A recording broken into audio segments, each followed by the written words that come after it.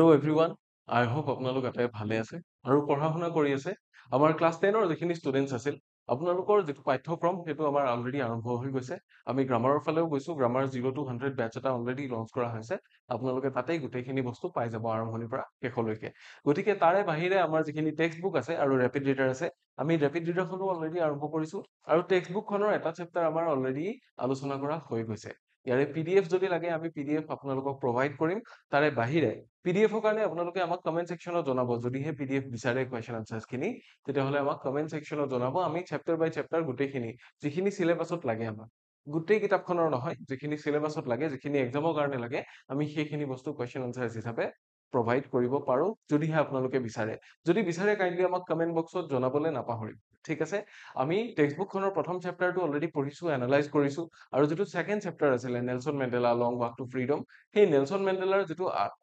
অটোবায়োগ্ৰাফিৰ পৰা উলিওৱা চেপ্টাৰ আছিলে সেই চেপ্টাৰটোৰ ফালে আজি আমি আগবাঢ়িছো আপোনালোকে থাম্বনেইলখন দেখি নিশ্চয় গমে পাইছে ইয়াতে মেণ্ডেলাৰ ফটো ইয়াতে লাগি আছে আৰু এই লেসনটোৰ নতুনকে আজি ক'বলগীয়া নাই লেসনটো নিশ্চয় আপোনালোকে পঢ়িছে লেসনটোত কি আছিল সেইখিনি বস্তু নিশ্চয় বুজিছে আমি খালি এনালাইসিস কৰিম লেসনটোত কি বস্তু কোৱা হৈছিল কি থিম আছিলে লেসনটোৰ তাতে যিখিনি কথা লিখা আছে তাৰে মূল মোটিভখিনি কি আছিল আমি সেই বিষয়েহে আলোচনা কৰিম নহয় জানো সো নেলসন মেণ্ডেলাৰ যিটো ষ্টৰী সেইটো খুব ইনস্পায়াৰিং ষ্টৰী তেখেতে কি কৰিছিল এটা এপাৰ্থেইড নামৰ পলিচি আছিলে এপাৰ্থেইড পলিচিটোৰ কথা আপোনালোকে গম পায় যিখিনি হোৱাইট স্কিন মানুহ সেইখিনি মাইনৰিটি আছিলে সাউথ আফ্ৰিকাত আৰু সেই মাইনৰিটি মানুহখিনিয়ে কি কৰিছিল only on the basis of the colour of there skin যিখিনি ব্লেক স্কিন মানুহ আছিল কৃষ্ণ বৰ্ণৰ মানুহ আছিল তেখেতসকলৰ ওপৰত বহুতো অত্যাচাৰ কৰিছিল তেখেতসকলক চাকৰৰ নিচিনাকে ব্যৱহাৰ কৰিছিল তেখেতসকলৰ ভোটাধিকাৰ নাছিল আৰু বিভিন্ন অত্যাচাৰ শাৰীৰিক মানসিক বিভিন্ন নিৰ্যাতন আৰু কোনোবাই যদি প্ৰতিবাদ কৰে তেতিয়া জেলত ভৰাই দিয়া হৈছিল গতিকে মেণ্ডেলাৰ লগতে মেণ্ডেলাৰ সমসাময়িক যিমানখিনি ব্যক্তি আছিল সকলো কি হৈছিল জেল যাবলগীয়া হৈছিল গতিকে সেই জেলত থকা সময়ত এনেকুৱা অৱস্থাও গৈছিল যেতিয়া পানীৰ কাৰণে অকনমান পানী খাব বিচাৰোতে জেলৰ ৰখিয়াজনে তেখেতৰ গাত পেচাব কৰি দিছিলে গতিকে তেনেকুৱা দিনো গৈছে গতিকে সেই এপাৰ্থেইডৰ পৰা মুক্তি লাভ কৰালৈকে কেনেকেনো আহি পেলাই এখন ডাঙৰ কান্ট্ৰীত কেনেকে এখন চৰকাৰ নন ৰেচিয়েল গভৰ্ণমেণ্ট এখন কেনেকে ফৰ্ম হল সেই গোটেইখিনি কথা ইয়াতে লিখা আছে গতিকে মেণ্ডেলাই কৈছিল যে মানুহৰ ভিতৰত কাইণ্ডনেছ বোলা বস্তুটো সদায় থাকে মানুহৰ ভিতৰত লাভ সদায় থাকে কাৰণ এটা শিশুৱে জন্মতে কাকো বেয়া পাবলৈ শিকি নাহে বেয়া পাবলৈ শিকাবলগীয়া হয় ভাল পাই আহে সকলোকে ওচৰে পাজৰে থকা সকলোকে এটা শিশুৱে ভাল পায় হয়নে গতিকে সেইটোৱে প্ৰমাণ যে মানুহৰ মনত কি হয় যিটো ভাল ভাৱ আনৰ প্ৰতি ভাল ভাৱ সেইটো আগতে আহে ঘৃণাটো প্ৰথমতে নাহে ঘৃণা কৰিবলৈ কাৰোবাক শিকাবলগীয়া হয় আৰু ঘৃণা কৰিবলৈ যিয়ে শিকায় আৰু যি ঘৃণা যিয়ে কৰে এই মানুহকেইজন মানসিকভাৱে কি নহয় তেওঁলোক মুক্ত নহয় তেওঁলোকৰ মাইণ্ড কেইটা ফ্ৰী নহয় ঠিক আছে কেপটিভেটৰ তেনেকুৱা কেপটিভেটেড টাইপ হৈ থাকে ঠিক আছে আৰু যি মানুহে আনৰ স্বাধীনতা কাঢ়ি লয় তেওঁ কি নহয় সুখী নহয় যি মানুহৰ যাৰ স্বাধীনতা কাঢ়ি লোৱা হয় তেওঁ সুখী নহয় আৰু লগতে কৈছে কি মানুহৰ ভিতৰত যিটো ভাল কাম কৰাৰ সদিচ্ছা সেইটো এটা এনেকুৱা বস্তু মানুহৰ ভিতৰত মানৱতা যেনেকে সেইটো থাকিবই তাৰমানে ঠিক আছে এনেকে কৈছিল যে মেনছ গুড যিটো ভাল কাম কৰাৰ যিটো পাৱাৰ আছে যিটো উইলিংনেছ আছে willingness for doing something good সেইটো কৈছে that's kind of a fire that can be hidden but cannot be extinguished বুলি কৈছে মানে এনেকুৱা এটা জুইৰ শিখা যেটো কি কৰিব পাৰি ঢাকি ৰাখিব পাৰি লুকুৱাই ৰাখিব পাৰি কিন্তু নুমাই দিব নোৱাৰি বুলি কৈছে ঠিক আছে গতিকে সেয়াই আছিল নেলসন মেণ্ডেলাৰ চেপ্টাৰটোত মূল তেখেতে যি কথা কৈছে সেইখিনি এতিয়া কেইবাটাও বিষয়বস্তু সাঙুৰি লোৱা হৈছে চেপ্টাৰটো যেতিয়া আমাৰ কাৰণে প্ৰেজেন্ট কৰি উলিওৱা হৈছে ইয়াতে কেইবাটাও বিষয়বস্তু সামৰি লোৱা হৈছে সেই বিষয়বস্তু কেইটা থিম কেইটা তাৰে বিষয়ে আজি আমি কথা পাতিম গতিকে আহকচোন ভিডিঅটো আৰম্ভ কৰো প্ৰথম কথা কোৱা হৈছে কি struggle for freedom and equality প্ৰথমতে যেতিয়া এপাৰ্থেইড নামৰ পলিচিটো চলি আছিল তেখেতসকলে কি কৰিবলগীয়া হৈছিল স্বাধীনতাৰ কাৰণে নিজৰ ভোটাধিকাৰৰ কাৰণে বা সেই বগা বৰ্ণৰ মানুহসকলৰ সমান তেওঁলোকে সমানে অধিকাৰ পাবৰ কাৰণে সমানে ফ্ৰীডম পাবৰ কাৰণে কি কৰিবলগীয়া সংঘৰ্ষ কৰিবলগীয়া হৈছিল গতিকে সেই দিনসমূহৰ কথা তেখেতে কৈছে এইটো এটা প্ৰধান theme the central theme of the lesson is the fight for justice human dignity and equal rights Mandela highlights the pain and resilience of his people who endured racial discrimination and cruelty for years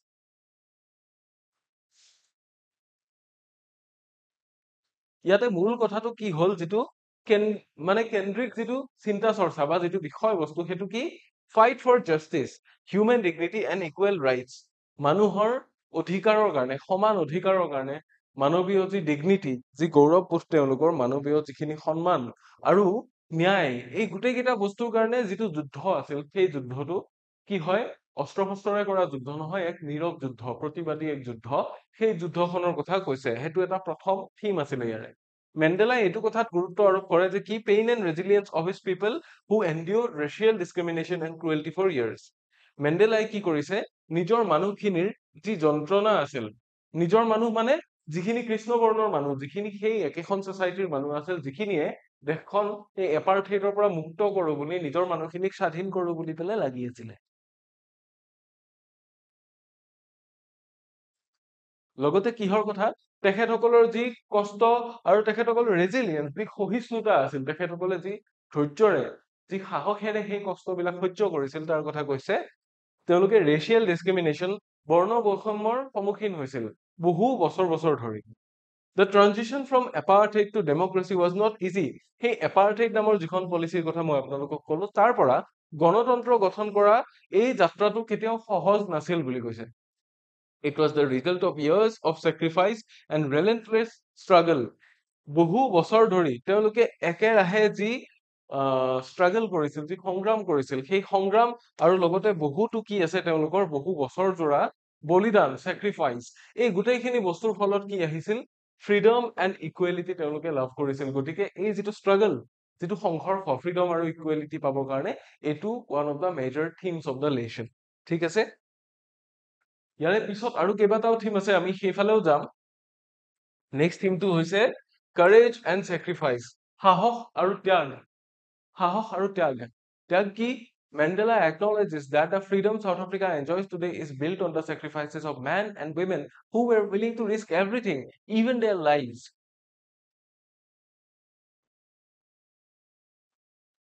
সাহসটোতো সাহসেই, লগতে বলিদানটো কি? বলিদানটো সেই বলিদান যে আজি যদি মোৰ দেশৰ মানুহখিনি খাবলৈ নাপায়, যদি মোৰ দেশৰ মানুহখিনি ভালে নাথাকে, তেওঁলোকৰ কাৰণে মই মোৰ সৰ্বস্ব ত্যাগ কৰি দিম বুলি কোৱা এই যিটো মেণ্টেলিটি, এইটোৱে হ'ল বলিদান বা এইটোৱে ত্যাগ। ঠিক আছে, চেক্ৰিফাইচ বুলি ক'লে আমি এইটোৱে বুজি পাওঁ। গতিকে মেণ্ডেলাই এই কথাষাৰ মানি লৈছে, মেণ্ডেলাই এই কথাষাৰ চিহ্নিত কৰিছে যে চাউথ আফ্ৰিকাৰ মানুহে আজি যিটো স্বাধীনতা পাই আছে, যি স্বাধীনতা তেওঁলোকে এনজয় কৰি আছে, সেই স্বাধীনতাৰ যিটো ভেটি, সেইটো কাৰ ওপৰত বনিছিল? সেই ভেটিটো বনিছিল সেই যিখিনি মানুহ আছিলে, যিখিনি মেন এণ্ড উইমেন আছিল, তেওঁলোকে নিজৰ সৰ্বস্ব ত্যাগ কৰিবলৈ সাজু আছিল, নিজৰ জীৱনো ত্যাগ কৰিবলৈ সাজু আছিল, আৰু তেওঁলোকৰ সেই সাহস আৰু ত্যাগৰ ওপৰত ভিত্তি কৰি আজিৰ সেই স্বাধীনতাটো প্ৰতিষ্ঠিত, যিটো প্ৰত্যেকগৰাকী চাউথ আফ্ৰিকাৰ মানুহে কি কৰি আছে, মুকলিকৈ এনজয় কৰি আছে। তেওঁলোকে খোলা বতাহত উশাহ লৈ আছে, তেওঁলোকে নীলা আকাশৰ তলত একেলগে আছে, তেওঁলোকে একে পানী খাইছে, একেলগে গৈছে, একেলগে আহিছে। কিয়? কাৰণ তেওঁলোকৰ আগত এচাম মানুহে বহুতো কষ্ট কৰি থৈ গৈছে সেই দিনটোৰ কাৰণে। গতিকে কি, সেই ত্যাগৰ বহুতো মূল্য আছে। He honors both the living and the dead who stood against injustice, showing that real freedom requires courage. তেওঁ লগতে কাক কাক সন্মান দিছে? যিখিনি মানুহ জীয়াই আছে বা যিখিনি মানুহ মৰিও গ'ল, সেই মানুহখিনি যিয়ে সাহস দেখুৱাইছিল বা যিয়ে অন্যায়ৰ বিৰুদ্ধে থিয় দিছিল। showing that এইটোৱে তেওঁলোকে দেখুৱাইছিল যে ৰিয়েল ফ্ৰীডম, প্ৰকৃত স্বাধীনতাত কি লাগে? প্ৰকৃত স্বাধীনতা অৰ্জন কৰিবলৈ হলে মানুহক সাহস লাগে, সাহসৰ বহুত প্ৰয়োজন আছে, আৰু সেই কাৰণে মেণ্ডেলাই সেই মানুহখিনিক ধন্যবাদ জনাইছিল। যিটো ফ্ৰীডমৰ স্পীচ আছে ডেমক্ৰেটিক গভৰ্ণমেণ্ট গঠন হোৱাৰ পিছত যিটো স্পীচ আছে মেণ্ডেলাৰ, সেই স্পীচটোত তেখেতে অলৰেডি সেইখিনি কথা কৈছে যে যিখিনি মানুহে লাগিলে ইমান বছৰ ধৰি সাধনা কৰিলে, সেই মানুহখিনিক তেখেতে ধন্যবাদ দিছে, ৰাইট? গতিকে সেই গোটেই কথাখিনি যাতে চেপ্টাৰটোত লিখি দিয়া হৈছে। নেক্সট যিটো বিষয়বস্তু সেইটো হ'ল পাৱাৰ অফ ফৰগিভনেছ এণ্ড ৰিকনচিলিয়েশ্যন। ক্ষমাৰ যিটো শক্তি আছে সেইটোৰ কথা কৈছে। ক্ষমা বা মানুহক কি কৰা, সহজভাৱে লোৱাৰ যিটো শক্তি আছে, সেই শক্তিটোৰ কথা কোৱা হৈছে। Despite the injustice he and his people suffered, Mandela chooses forgiveness over revenge. He believes that hate only breeds destruction, while unity and peace can heal a divided nation. His leadership is rooted in grace and moral strength. গতিকে মেণ্ডেলাই এইটো কথা কৈছে, despite the injustice he and his people suffered, তেওঁ আৰু তেখেতৰ সমাজৰ যিখিনি মানুহ আছিল, সেই মানুহখিনিয়ে বহু শতিকা জোৰা তেওঁলোকে অপমান সহ্য কৰিছে, বহুতো অন্যায় সহ্য কৰিছে, বহুতো অত্যাচাৰ সহ্য কৰিছে। তাৰে পিছতো কিন্তু কি, তেওঁলোকে যিখিনি সহ্য কৰিলে তাৰে পিছত মেণ্ডেলাই কি কৰিছিল সদায় প্ৰতিশোধ লোৱাৰ সলনি যিখিনি মানুহে অত্যাচাৰ কৰিছে সেইখিনি সদায় ক্ষমা কৰি দিয়াটোহে তেখেতে মনেৰে বাছি লৈছিল প্ৰতিশোধ লোৱাটোৱে কি নকৰে ভাল পৰ্যায়ৰ সৃষ্টি নকৰে ভাল এখন সমাজৰ জন্ম নিদিয়ে প্ৰতিশোধ যদি লোৱা যায় তেতিয়া কি হ'ব অপজিট চাইডৰ পৰাও প্ৰত্যাক্ৰমণ হ'ব আৰু আমাৰ ফালৰ পৰাও প্ৰত্যাক্ৰমণ হলে কি হ'ব হিংসাৰ সৃষ্টি হ'ব এটা বেলেগ ধৰণৰ ক্লেশ হ'ব তাতে হয়নে গতিকে সেই কাৰণে তেখেতে এইটোৱে বিশ্বাস কৰিছিল যে হেট ঘৃণাই কেৱল কি কৰিব পাৰে ডিষ্ট্ৰাকশ্যন ধ্বংসকহে জন্ম দিব পাৰে while unity and peace can heal a divided nation য'ত একতা আৰু শান্তিয়ে কি কৰিব পাৰে এখন ভাঙি যোৱা এখন দেশ এখনক কি কৰিব পাৰে জোৰা লগাব পাৰে বা তেওঁলোকক কি কৰিব পাৰে তেওঁলোকক আৰোগ্য কৰিব পাৰে তেওঁলোক মানসিকভাৱে যিমান কষ্টত আছে সেই কষ্টখিনি নাইকিয়া কৰিব পাৰে গতিকে সেইখিনিয়ে তেওঁ ক'ব বিচাৰিছিল his leadership is rooted in grace and moral strength তেখেতৰ যিটো লিডাৰশ্বিপ তেখেতৰ যিটো নেতৃত্ব সেইটো কি আছিল গ্ৰেচ এণ্ড মৰেল ষ্ট্ৰেংথৰ ওপৰত বেছ কৰি পেলাই সৃষ্টি হৈছিল গতিকে তেখেত কি বাকী কিছুমান লিডাৰৰ নিচিনা মাৰ ধৰ কাট এনেকুৱা চিষ্টেম তেখেতৰ নাছিলে তেখেতে সদায় ক্ষমা কৰি দিয়াৰ পক্ষপাতি আছিলে তেখেতে সদায় কৈছিল যে আমাক যদি কোনোবাই প্ৰতিশোধ লৈছে আমিও যদি ওলোটাই প্ৰতিশোধ লওঁ আমাৰ আৰু তেখেতসকলৰ মাজত কোনো পাৰ্থক্য নাথাকিব গতিকে যোনে যি অপকাৰ কৰিছে যিমানখিনিলে পাৰে সহ্য কৰক আৰু বাকীখিনিৰ কাৰণে তেওঁলোকক ক্ষমা কৰি দিয়ক বুলি কৈছিল ঠিক আছে ইয়াৰে পিছৰ খিনি ফালে যাম তাৰে পিছৰ থিমটো কি ডেফিনেশ্যন অফ ট্ৰু ফ্ৰীডম প্ৰকৃত স্বাধীনতা কি প্ৰকৃত স্বাধীনতা কি এইটো ইয়াতে দেখুওৱা হৈছে আমাৰ চেপ্টাৰটোত লিখি দিয়া হৈছিল এই পেৰাগ্ৰাফটো পঢ়াৰ আগতে মই কথাখিনি ক'ব বিচাৰিছো আপোনালোকৰ চেপ্টাৰটোত লিখি দিয়া হৈছিল যে কি মেণ্ডেলাই যেতিয়া এজন কিশোৰ হিচাপে য'তে ইচ্ছা ততে যাব পাৰিছিল যিটো তেখেতসকলৰ গাঁৱৰ মাজেৰে নিজৰা বৈছিল তাতে গৈ গা ধুব পাৰিছিল হয়নে ঘোঁৰা বা গৰুৰ পিঠিত উঠি যাব পাৰিছিল বা ককা আইতাৰ ঘৰলৈ গৈ পেলাই কি কৰিব পাৰিছিল সাধু শুনিব পাৰিছিল আৰু ডেকা কালত য়াং এজন মানুহ হিচাপে সেইখিনিকে স্বাধীনতা বুলি ধৰিব পাৰিছিল স্বাধীনতা বুলি মনেৰে ধৰি লৈছিল মানে য'তে ইচ্ছা ততে যাব পাৰে যি ইচ্ছা তাকে কৰিব পাৰে কিন্তু যেতিয়া তেখেত গ্ৰেজুৱেলি ডাঙৰ হৈ আহিল তেখেতে ৰিয়েলাইজ কৰিলে যে তেখেতৰ মানুহখিনি যিখিনি মানুহ কৃষ্ণ বৰ্ণৰ মানুহ তেখেতসকলৰ স্বাধীনতাচোন বহুত আগতে কাঢ়ি লোৱা হৈছে তেখেতসকলৰ ভোটাধিকাৰ নাই তেখেতসকলে উচ্চ শিক্ষা লাভ কৰিব লাগিলে কি কৰিবলগীয়া হয় বহুত ষ্ট্ৰাগল কৰিবলগীয়া হয় তেখেতসকলে বাকী যিখিনি শুক্লবৰ্ণৰ মানুহ সেইখিনিৰ সমানে তেখেতে গুৰুত্ব পাবৰ কাৰণে বহুতো ষ্ট্ৰাগল কৰিবলগীয়া হয় ইকুৱেলিটিৰ কাৰণে বহুত কষ্ট কৰিবলগীয়া হয় গতিকে তেখেতে ডাঙৰ হৈ যিমানে আহিল সিমানে তেখেতে ৰিয়েলাইজ কৰিলে যে আচল যিটো স্বাধীনতা সেইটো তেওঁ কেতিয়াও পোৱাই নাছিল না তেওঁৰ সমাজখনে পাইছে না তেওঁৰ পৰিয়ালৰ মানুহখিনিয়ে পাইছে গতিকে সেই যিটো ট্ৰু স্বাধীনতা প্ৰকৃত স্বাধীনতাৰ যিটো ডেফিনেশ্যন সেইটোৰ কথা কৈছে চাব the lesson explores what freedom truly means not just freedom from change but freedom to live with dignity Mandela speaks of personal freedom and collective freedom showing that one is incomplete without the other ঠিক আছে freedom বুলি কওঁতে কিহৰ কথা কৈছে লেচনটোৱে এই কথাটো explore কৰে লেচনটোৱে এই কথাটো দেখুৱাই যে ফ্ৰীডমে আচলতে কি মিন কৰে not just freedom from chains কেৱল দাসত্বৰ বান্ধনৰ পৰাই মুক্তি নহয় but freedom to live with dignity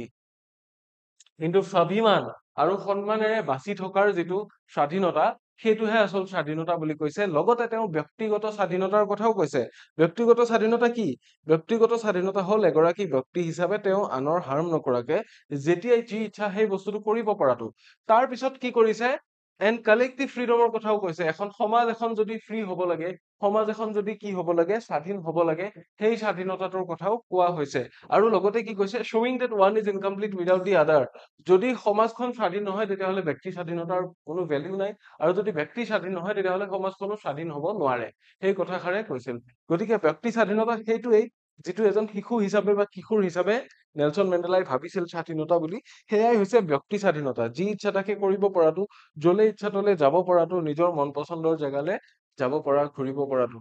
কিন্তু পিছত তেখেতে ৰিয়েলাইজ কৰিলে যে সমাজখন আচলতে স্বাধীন নহয় কাৰণ সমাজখনক এপাৰ্থেইড নামৰ এডাল শিকলিৰে কি কৰি থোৱা হৈছে বান্ধি থোৱা হৈছে বহু শতিকা জুৰি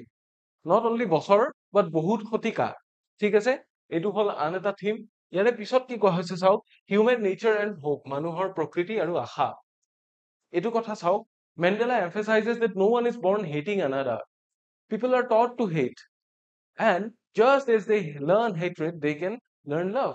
the story holds out hope that change is possible and that humanity has a capacity for goodness even after centuries of injustice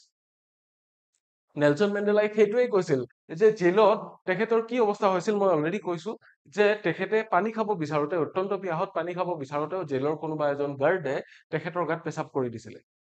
হয়নে কিন্তু তেতিয়াও কিন্তু মেণ্ডেলা কি হোৱা নাছিল নিৰাশ হৈ যোৱা নাছিল বা মই ইয়াৰ পৰা ওলালেই তহঁতক মাৰিম প্ৰতিশোধ ল'ম বুলি কেতিয়াও ভবা নাছিল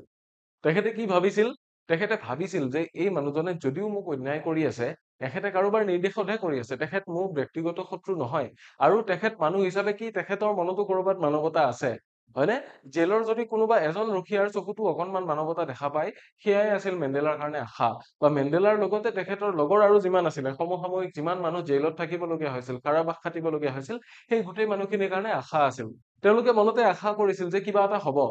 আমাক কোনোবা দিনা কি কৰা হ'ব আমি যিখিনি বস্তু ডিজাৰ্ভ কৰো আমি যিখিনি বস্তুৰ যোগ্য সেই বস্তুখিনি আমাক দিয়া হ'ব বুলি আশা কৰিছিল গতিকে মেণ্ডেলাই এই কথাটোত জোৰ দিছে এমফেচাইজ কৰিছে যে no one is born hating another কোনো মানুহে কাকো ঘৃণ কৰি জন্ম নাপায় জন্মতে কাৰো প্ৰতি ঘৃণা লৈ নাহে কোনো মানুহে পিপল আৰ টট টু হেট মানুহক ঘৃণ কৰিবলৈ শিকোৱা হয় যে ইহঁত এনেকুৱা সিহঁতক কি নকৰিবি ভাল ব্যৱহাৰ নকৰিবি সিহঁত তেনেকুৱা সিহঁতক যাবলৈ নিদিবি বান্ধি থৈ দে এইবিলাক বস্তু মানুহক শিকোৱা হয় এটা শিশুৱে জন্মতে এইবিলাক বেয়া কথা শিকি নাহে হয়নে গতিকে কি and just as they learn hatred যি ধৰণে ঘৃণ কৰিবলৈ শিকিব পাৰে দে কেন লাৰ্ণ লাভ তেওঁলোকক যদি মানুহক ভাল পাবলৈ শিকোৱা যায় তেওঁলোকে সেইটোও শিকিব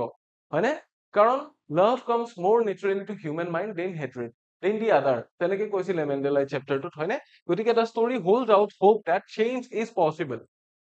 কাহিনীটোৱে এই আশাটো দেখুৱাই যে যিটো পৰিৱৰ্তন সেই পৰিৱৰ্তনটো সম্ভৱ পৰিৱৰ্তন এটা হ'ব পাৰে কেনেকে and humanity has the capacity for goodness even after centuries of injustice আৰু বহু শতিকা ধৰি অন্যায় সহ্য কৰাৰ পিছতো কিন্তু মানুহৰ মাজত সেই বস্তুটো আছে সেই শক্তিটো আছে যে ভাল কিবা কৰিব পৰা মানৱীয় গুণসমূহৰ ভিতৰত সেইটো এটা গুণ যিটোৱে কি কৰিব পাৰে এখন সমাজৰ কাৰণে ভাল কৰিব পাৰে আৰু বাকী মানুহবোৰৰ কাৰণে ভাল কৰিব পাৰে গতিকে human nature and hope was the another theme তাৰপিছত আৰু কি আছে এইবাৰ নেলছন মেণ্ডেলাছ টুইন অব্লিগেশ্যনছৰ কথা আমি ক'ম থিম কেইটা আমি ডিছকাছ কৰিলো নেলছন মেণ্ডেলাৰ টুইন অব্লিগেশ্যনছ কেনেকুৱা এতিয়া প্ৰথমতে শিশু বা কিশোৰ হিচাপে তেখেতে যিটো স্বাধীনতা পাইছিল সেইটোৱে তেওঁৰ কাৰণে সকলো আছিল নহয় জানো তাৰপিছত তেওঁ ৰিয়েলাইজ কৰিলে যে কি হয় তাৰপিছত তেওঁ ৰিয়েলাইজ কৰিলে যে তেওঁৰ যিখন সমাজ সেই সমাজখনক বান্ধি থোৱা আছে যিখিনি মানুহ তেওঁৰ নিচিনা সেই মানুহখিনি কি কৰা আছে বান্ধি থৈ দিয়া আছে গতিকে তেখেতে লাহে লাহে ৰিয়েলাইজ কৰিলে যেতিয়া ফ্ৰীডম ফাইটিঙৰ কাৰণে তেখেতে যেতিয়া স্বাধীনতাৰ কাৰণে তেখেতে আন্দোলন কৰিব ধৰিলে যেতিয়া সেই ইনজাষ্টিছ বিলাক দেখি আহিল তেখেতে লাহে লাহে ৰিয়েলাইজ কৰিলে যে তেখেতৰ দুই ধৰণৰ দায়িত্ব আছে টুইন অব্লিগেশ্যনছ বুলি কৈছে প্ৰথম দায়িত্বটো কি নিজৰ পৰিয়ালৰ প্ৰতি এজন হাজবেণ্ড হিচাপে এজন দেউতাক হিচাপে এজন পুতেক হিচাপে তেখেতৰ যি দায়িত্ব নিজৰ পৰিয়ালৰ মানুহখিনিৰ প্ৰতি সেইটো এটা দায়িত্ব আকৌ তেখেতৰ আৰু দায়িত্ব আছে কাৰ প্ৰতি নিজৰ দেশৰ প্ৰতি নিজৰ সমাজৰ প্ৰতি নিজৰ স্কিন কালাৰৰ মানুহখিনিৰ প্ৰতি গতিকে তেখেতে এইটো কথা ৰিয়েলাইজ কৰিছিল যে যেতিয়া নিজৰ দেশৰ প্ৰতি নিজৰ সমাজৰ প্ৰতি দায়িত্বখিনি পালন কৰিবলগীয়া হয় তেতিয়া নিজৰ পৰিয়ালৰ যিখিনি দায়িত্ব আছিল এজন দেউতাক হিচাপে এজন পুতেক হিচাপে এজন ভাল ককায়েক হিচাপে বা এজন হাজবেণ্ড হিচাপে এজন কি ভায়েক বা কিবা হিচাপে সেই দায়িত্বখিনি পালন কৰাত কোনোবাখিনিত তেখেত যেন কি হৈছিল ব্যাহত হৈছিল যেন কোনোবাখিনিত যেন সেই দায়িত্বখিনি ঠিকে পালন কৰিব পৰা নাছিল তেনেকুৱা লাগিছে ঠিক আছে so in his speech Nelson Mandela speaks about the main two duties or obligations that every man especially in his culture is expected to fulfill in life গতিকে তেওঁ কৈছিল যে বিশেষকৈ তেওঁৰ যিখিনি সংস্কৃতি বা বিশেষকৈ তেওঁৰ যিটো কালচাৰ সেই কালচাৰৰ প্ৰতিগৰাকী মানুহে ফেচ কৰা যিটো এক্সপেক্টেশন আছিল যিটো তেওঁলোকক লৈ আশা কৰা যায় তেওঁলোকে কিছুমান দায়িত্ব পালন কৰিব কাৰ প্ৰতি নিজৰ পৰিয়ালৰ প্ৰতিও নিজৰ দেশৰ প্ৰতিও গতিকে these are what he calls his twin obligations গতিকে এইকেইটাকে তেওঁ কি বুলি কয় টুইন অব্লিগেশ্যনছ বুলি কয় কি দ্বৈত দায়বদ্ধতা এটা মানে টুইন মানে ঠিক আছে টুইন মানে কি যমজ দায়বদ্ধতা এটা মানে একেলগে থাকে দুইটা একেলগে এক্সিষ্ট কৰে এটা নহলে আনটো নহয় প্ৰথম অব্লিগেশ্যনটো হ'ল কি obligation to his family and home নিজৰ ঘৰখনৰ প্ৰতি নিজৰ পৰিয়ালৰ প্ৰতি যিটো দায়বদ্ধতা প্ৰথম সেইটো কথা কৈছে ঠিক আছে Mandela says that every man has the duty to care for his family to support his parents to love and raise his children and to be a responsible member for the community these obligations this obligation includes ensuring the well-being safety and happiness of those closest to him his home গতিকে প্ৰথম যিটো অব্লিগেশ্যনৰ কথা ক'লে সেইটোতে এইখিনিয়ে কথা কৈছে যে তেখেতে কৈছে যে প্ৰতিগৰাকী মানুহৰে এইটো ডিউটি আছে নিজৰ পৰিয়ালৰ কাৰণে কি কৰা কেয়াৰ কৰাটো নিজৰ পৰিয়ালক নিজৰ মাক দেউতাকক ছাপোৰ্ট কৰা সমৰ্থন কৰা বা সহায় আগবঢ়োৱা to love and raise his children নিজৰ ল'ৰা ছোৱালীক ভাল পোৱাটো নিজৰ ল'ৰা ছোৱালীক ডাঙৰ কৰাটো and to be a responsible member of the community আৰু সেই সমাজখনৰ এজন দায়বদ্ধ নাগৰিক হোৱাটো This obligation includes ensuring the well-being, safety and happiness of those closest to him. গতিকে এই যিটো দায়বদ্ধতা এই দায়বদ্ধতাৰ ভিতৰত কি অন্তৰ্ভুক্ত হৈ আছে যে তেখেতৰ যিখিনি ওচৰৰ মানুহ যিখিনি ক্লোজ মানুহ সেই মানুহখিনিৰ নিৰাপত্তা সেই মানুহখিনিৰ কুশল মংগল আৰু সেই মানুহখিনিৰ সুখ শান্তি সেই মানুহখিনি কোন তেখেতৰ ঘৰত যিখিনি মানুহ আছে সেইখিনি গতিকে প্ৰথম দায়িত্বটো হ'ল ঘৰৰ প্ৰতি আৰু নিজৰ পৰিয়ালৰ প্ৰতি তাৰে পিছত কিহৰ কথা কৈছে Sabo, but under apartheid, even his basic duty was denied to black South Africans. কিন্তু এপাৰ্থেইড যেতিয়া চলি আছিল তেতিয়া কি হৈছিল এই যিটো বেসিক ডিউটি এই যিটো সাধাৰণ এটা ডিউটি দায়বদ্ধতা এই বস্তুটো কি হৈ আছিল যিখিনি কলা মানুহ আছে সাউথ আফ্ৰিকাৰ কলা বৰ্ণৰ মানুহ সেইখিনিৰ কাৰণে এই দায়িত্বটো পালন কৰা সম্ভৱ নাছিল So Mandela explains that a black man in South Africa could not fulfill his obligation to his family because he was constantly being watched, arrested or forced into hiding. কাৰণ যিখিনি কলা বৰ্ণৰ মানুহে কি কৰিছিল প্ৰতিবাদ কৰিছিল তেওঁলোকক কি কৰিবলগীয়া হৈছিল তেওঁলোকক কনষ্টেন্টলি প্ৰেছাৰ দি থকা হৈছিল যাতে তেওঁলোক কি কৰিব লাগে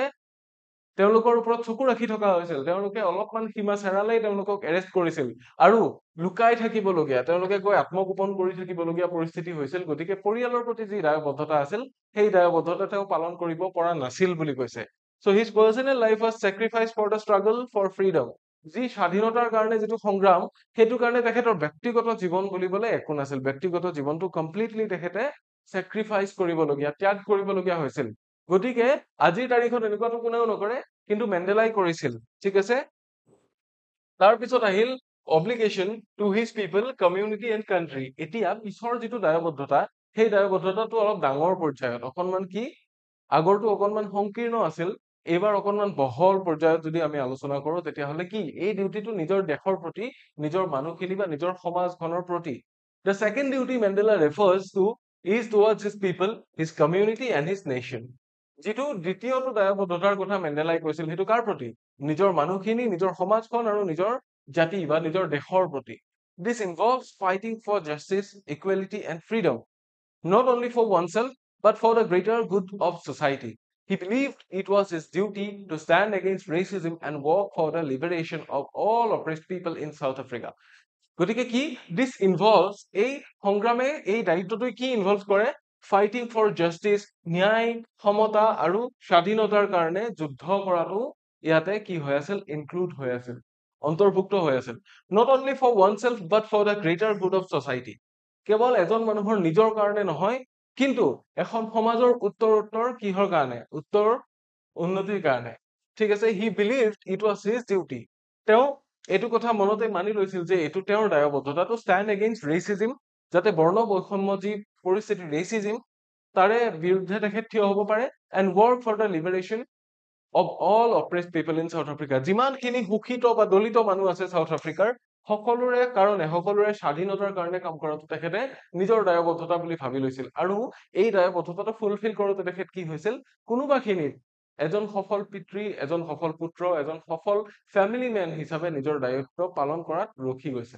হয়নে তেনেকুৱা ধৰণৰ কথা এইখিনি কি কৈছে আৰু কি কৈছে for Mandela this second obligation became his life's mission to fulfill it he had to sacrifice the first one he was separated from his family spent 27 years in prison and lost many years of personal happiness গতিকে কি এই যেটো second obligation দ্বিতীয় যেটো দায়বদ্ধতা নিজৰ দেশৰ প্ৰতি নিজৰ দেশ মাতৃ নিজৰ ঠাইখনৰ প্ৰতি নিজৰ সমাজৰ প্ৰতি হেতু পালন কৰোতে কি হৈছিল হেতু নেলসন মেণ্ডেলাৰ জীৱনৰ এটা লক্ষ্য হৈ পৰিছিল এটা মিশন হৈ পৰিছিল টু ফুলফিল ইট আৰু হেতু কমপ্লিট কৰোতে he had to sacrifice the first one তেখেতৰ প্ৰথম যেটো দায়বদ্ধতা আছিল পৰিয়ালৰ প্ৰতি নিজৰ ঘৰৰ প্ৰতি সেই দায়বদ্ধতাটো তেখেতে ত্যাগ কৰিবলগীয়া হৈছিল so he was separated from his family নিজৰ পৰিয়ালৰ পৰা পৃথক হৈ গৈছিল spent 27 years in prison 27 বছৰ কাল তেখেত জেলত থাকিবলগীয়া হৈছিল and lost many years of personal happiness আৰু নিজৰ ব্যক্তিগত জীৱনৰ সুখ শান্তিৰ বহু বছৰ তেখেতে হেৰুৱাবলগীয়া হৈছিল কিয় কাৰণ তেখেতে দেশৰ কাৰণে দেশৰ স্বাধীনতাৰ কাৰণে কি কৰি আছিল যুঁজি আছিল যি এপাৰ্থেইড নামৰ এক নিষ্ঠুৰ পলিচি আছিল হেতু কি বুলি কৈছে এক্সট্ৰাঅৰ্ডিনাৰী হিউমেন ডিজাষ্টাৰ বুলি কৈছে।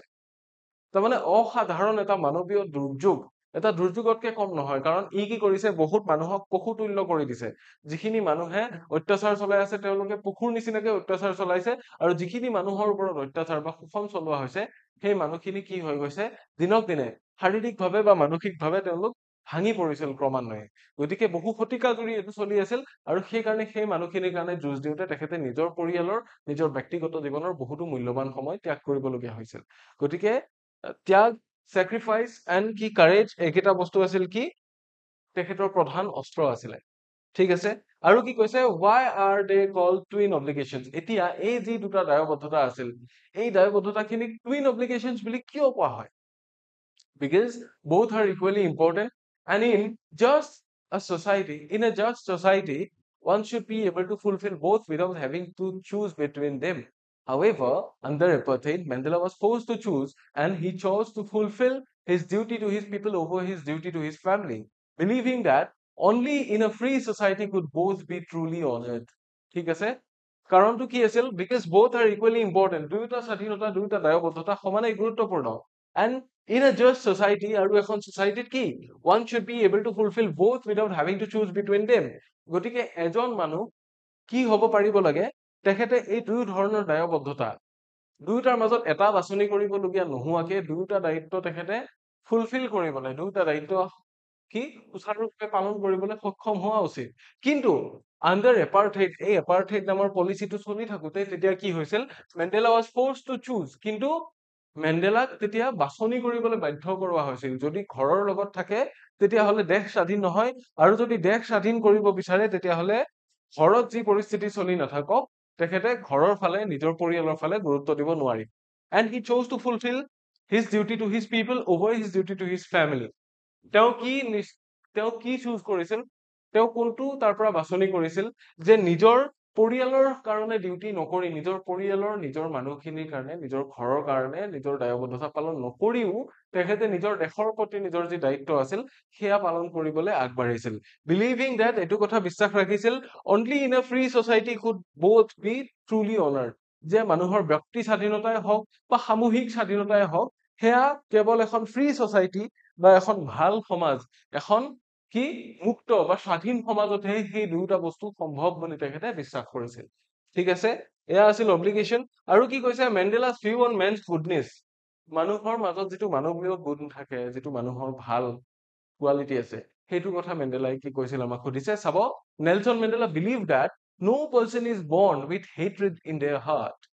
He says that people are not born hating others because of their skin color, background, or religion. Instead, they learn to hate. And if they can learn to hate, they can also learn to love. According to Mandela, love comes more naturally to the human heart than hate. ঠিক আছে, Nelson মেণ্ডেলাই কি কৈছে, তেখেতে বিশ্বাস কৰিছিল যে no person is born with hatred in their heart. কোনো মানুহে নিজৰ হৃদয়ত ঘৃণা লৈ জন্ম নাপায়। কিয়? He says that people are not born hating others because of their skin, background, or religion. কোনো মানুহে জন্মতে আন এগৰাকী মানুহক তেখেতৰ ধৰ্মৰ ওপৰত, ছালৰ ৰঙৰ ওপৰত বা কিহৰ ওপৰত, তেখেতৰ যিটো বেকগ্ৰাউণ্ড, যিটো পৰিয়ালৰ বেকগ্ৰাউণ্ড, ক'ৰ পৰা তেখেত আহিছে, এইবিলাক বস্তুৰ ওপৰত ভিত্তি কৰি ঘৃণ কৰি নাহে। ইনষ্টেড তাৰ পৰিৱৰ্তে কি, দে লাৰ্ণ টু হেট, তেওঁলোকক শিকোৱা হয় ঘৃণ কৰিবলৈ। তেওঁলোকক কোৱা হয় যে এইজন অমুক কমিউনিটিৰ মানুহ, এইজন অমুক ধৰ্ম বা অমুক সম্প্ৰদায়ৰ মানুহ, এইজন মানুহৰ লগত কি নকৰিবি, অহা যোৱা নকৰিবি, এওঁলোক আমাতকে তলৰ, এওঁলোকক কি কৰ, অত্যাচাৰ কৰ, এইবিলাক বস্তু শিকাবলগীয়া হয়। আৰু কৈছে, and if they can learn to hate, যদি তেওঁলোকে ঘৃণ কৰিবলৈ শিকিব পাৰে তেতিয়াহ'লে they can also learn to love, তেওঁলোকে মানুহক ভাল পাবলৈও শিকিব পাৰে। According to Mandela, মেণ্ডেলাৰ মতে কি আছিল, love comes more naturally to the human heart than hate. কৈছে যে মানুহৰ মনত ঘৃণাতকে বেছি সোনকালে প্ৰেম উদয় হয়, মানুহৰ মনত মৰম বা ভাল ভাৱটো আগতে আহে। কাৰণ মানুহ কিয় আমি, কাৰণ আমাৰ ভিতৰত হিউমেনিটি আছে। গতিকে আমি আনক যদি ঘৃণ কৰো, সেইটো আমাক কোনোবাই শিকাইছে,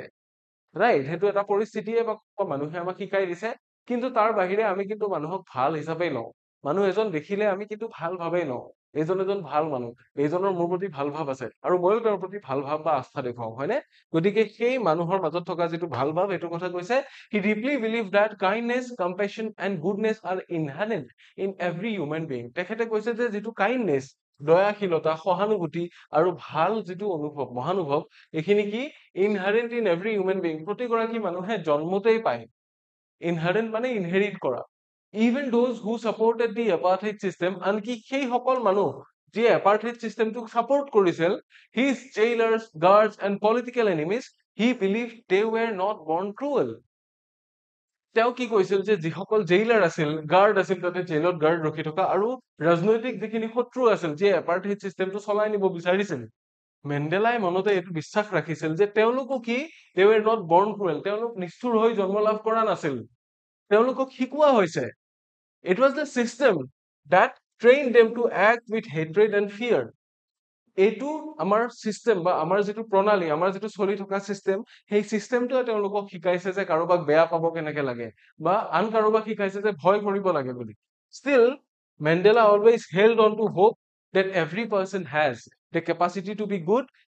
if given the right chance and freedom. মেণ্ডেলাই তথাপি এইটো আশাতে দিন কটাইছিল যে প্ৰতিগৰাকী মানুহৰে ভাল হোৱাৰ ক্ষমতা আছে, প্ৰতিগৰাকী মানুহৰে ভাল কৰাৰ বা সমাজৰ প্ৰতি ভাল কিবা বৰঙণি যোগোৱাৰ ক্ষমতা আছে, খালি তেওঁলোকে সেই সুযোগটো পাব লাগে আৰু সেই স্বাধীনতাটো পালেই হল বুলি তেখেতে বিশ্বাস কৰিছিল। ঠিক আছে, গতিকে আমাৰ চেপ্টাৰটোৰ যিখিনি চামাৰি আছিল, যিখিনি থিমছ আছিল, সেইখিনি ইমানতে আলোচনা কৰা শেষ হৈছে। আই হোপ আপোনালোকে বুজি পালে, আৰু যদি বুজি পাইছে আমাক কমেণ্ট বক্সত জনাব, যদি কিবা নুবুজা আছে সেয়াও কমেণ্ট বক্সত জনাব। আৰু প্ৰশ্ন উত্তৰৰ কাৰণে মই আগতেও কৈছো, যদি প্ৰশ্ন উত্তৰ PDF ফৰ্মেটত পাবলৈ বিচাৰে আমাক কমেণ্ট বক্সত জনাব। আপোনালোকৰ কমেণ্ট কিমান আহে তাৰে ওপৰত বেছ কৰি আমি হয়তো PDFৰো এটা চিৰিজ এটা লঞ্চ কৰি দিম, যিটো most probably partially ফ্ৰী হ'ব আৰু বাকীখিনি পেইড হ'ব। মই আগতীয়াকে আপোনালোকক জনাই দিছো, যদিহে বিচাৰে আপোনালোকে আমাক কমেণ্ট বক্সত জনাব কাইণ্ডলি। ঠিক আছে, গতিকে আপোনালোকে আমাৰ সৈতে টেলিগ্ৰামত জড়িত হ'ব বিচাৰে, এইটো হ'ল ইকুহিপাঠ অফিচিয়েল টেলিগ্ৰাম চেনেল। ইয়াতে জইন কৰিলে আপোনালোকে আমাৰ প্ৰতিটো কোৰ্চ, আমাৰ প্ৰতিটো ক্লাছৰ বিষয়ে আপডেট পাব, আমাৰ প্ৰতিটো মক টেষ্টৰ বিষয়ে আপডেট পাব, আমাৰ লাইব্ৰেৰী ফেচিলিটিজৰ কথা গম পাব, লগতে কাৰেণ্ট এফেয়াৰ্ছ বা যেতিয়াই যি নটিফিকেশ্যন আহে আপোনালোকে মোষ্টলি ইয়াতে লাভ কৰিব একেবাৰে বিনামূলীয়াকে, হয়নে? আৰু লগতে ইফালে যিটো QR কোড দেখিছে, এইটো হ'ল মোৰ নিজা চেনেল, অৰ্থাৎ ইমন ছাৰ টিচেজৰ QR কোড। এই চেনেলটো জইন কৰিলে আপোনালোকে মই যিবোৰ ক্লাছ ইউটিউবত কৰোঁ, এই ক্লাছসমূহৰ লিংকবোৰ পাব। যিবোৰ লাইভ ক্লাছ, সেই ক্লাছবোৰ আৰম্ভ হোৱাৰ আগে আগে পাব, আৰু যিবোৰ ৰেকৰ্ডেড ক্লাছবোৰ আপলোড হোৱাৰ পিছে পিছে পাই যাব। গতিকে এই ভিডিঅ'টো যে আপোনালোকে চাই আছে, এয়া আপলোড হৈ গ'ল, ইয়াৰে PDF আপোনালোকে অলপ পিছতে মোৰ এইটো চেনেলত লাভ কৰিব। ঠিক আছে, গতিকে দুটা চেনেল আজিয়ে জইন কৰিব বুলি আশা ৰাখিছো। আমাৰ ক'বলগীয়াখিনি ইমানেই, আশা ৰাখিছো আপোনালোকে পাঠটো পঢ়ি ভাল পালে, আৰু যদি ভাল পালে সেয়াও আমাক কমেণ্ট বক্সত জনাব, যদি কিবা অসুবিধা আছে সেইটোও জনাবলৈ নাপাহৰিব। ইয়াৰে পিছৰ ক্লাছত আপোনালোক আটাইকে পুনৰ লগ পাম বুলি আশা ৰাখিছো। Until next time, take care.